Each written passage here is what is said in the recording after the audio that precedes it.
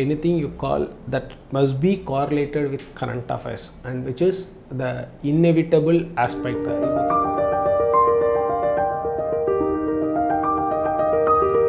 Hi, hello. So now this prelims 2024 test batch is going to start from September 3rd onwards. So batch 1 will commence from September 3rd 2023. Fine. So in this regard, I would like to discuss few points which many aspirants have in their minds with respect to making use of a test batch, right? Fine.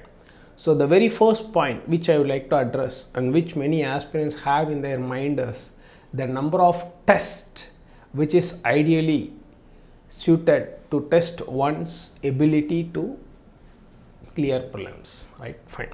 See, generally I find aspirants prefer to take more number of tests, right? I mean, they want to take 60 tests, 50 tests, 80 tests, and even some institutes advertise 100 tests, 50 tests, 60 tests at a so cheap cost. All these things, advertisements are going on, and aspirants also want to take more tests, right? Fine.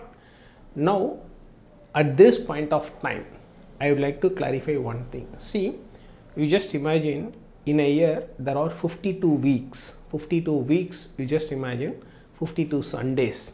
So maybe leap year or ordinary year, maybe one Sunday up and down, 53, let us say 52 or 53 Sundays in a year, right? Fine. Now, whenever you give a test, there are two things. You need to prepare for the test at least 4 to 5 days, minimum a week, at least minimum 4 to 5 days, I would say.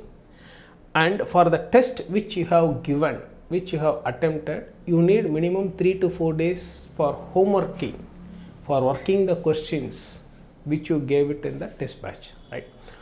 So keeping all these factors in mind, for every test minimum 1 week gap is essential, right? Minimum 1 week gap is essential. Now, in a year there are hardly 52 or 53 Sundays, right? And in this 53 weeks, 52 weeks, let us say, you have to prepare for your prelims, you have to prepare for your mains, GS, optional, GS all the 4 papers, you have to write essay, right?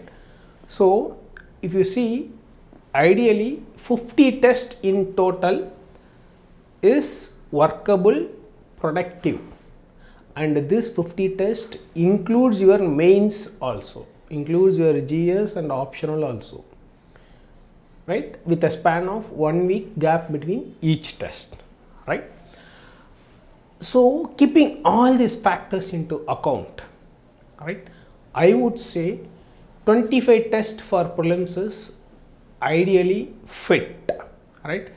Even 25 test is also sometimes high, I feel. Even 20 test is sufficient enough, because see, your tests must be evenly spaced, so that you would be able to concentrate well on preparation. See, you just imagine, suppose if you are giving 100 tests, 100 prelims tests, or let us say 80 prelims tests, and every 2 days or every 3 days you are shunting between the institute and your home, right, just for writing the test. So how much time you will be wasting, you just imagine, right? So based on all workable criteria, based on all kinds of practical considerations, I would sincerely suggest that, okay, fine. So 25 tests is ideal, I said. Maybe if you want, you can include another 5 or 10 tests for CSAT paper 2, right? And if you include this CSAT test also, maximum you can give 30 to 35 tests. That is the ideal number. More than that, it's not workable, it's not productive, it's not efficient, it's not going to be effective also, right? Fine. That is first point. Then the second point is the productivity of the test batch should be judged based on the the number of questions that is getting reflected in UPSC preliminary exam, right? For example, from our test batch, I would like to highlight that almost 70 plus questions, direct and indirect, including all kind of links, explanations, everything we have covered every year since 2005, right? Fine. Now this current prelims 2023, if you see, I'll just show a few questions here.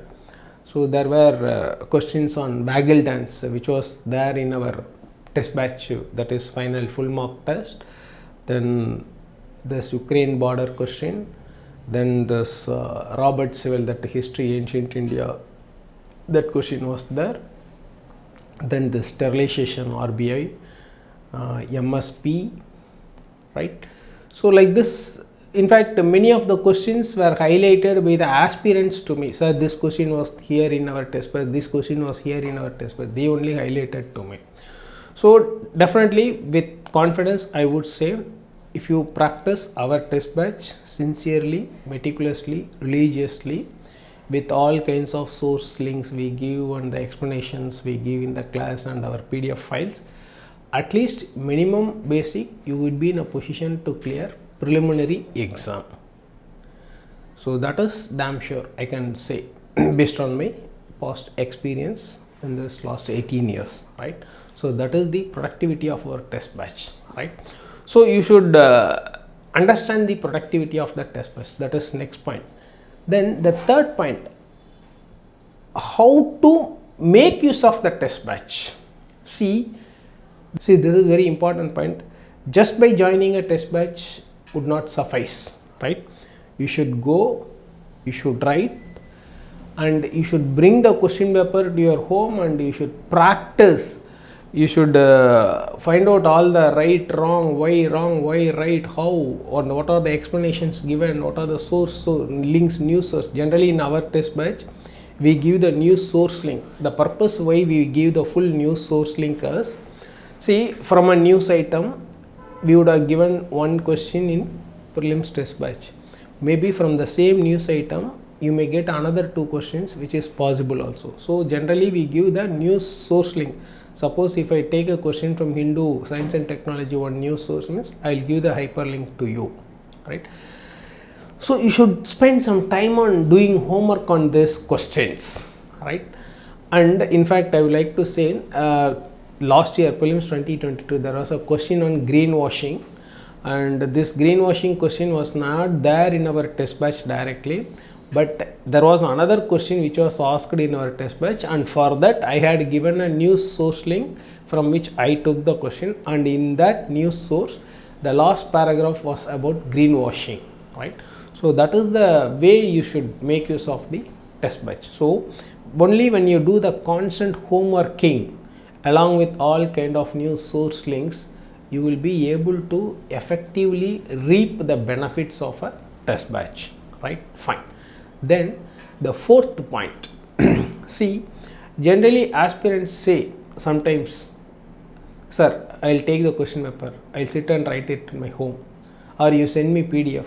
Okay, fine, we will give it, not an issue. But the point is, I want the aspirant to come and sit and feel the difference.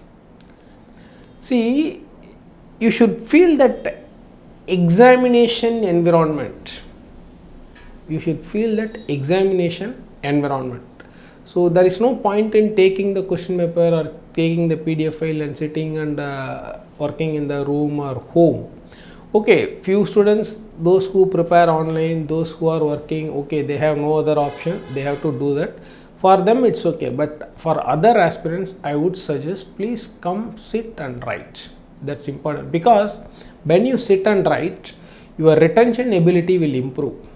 See, the retention part is very, very important, because when you are not able to retain what you study, what you prepare, when you are not able to retrieve the information properly in a timely manner, then there is no point in preparing for this exam at all, right?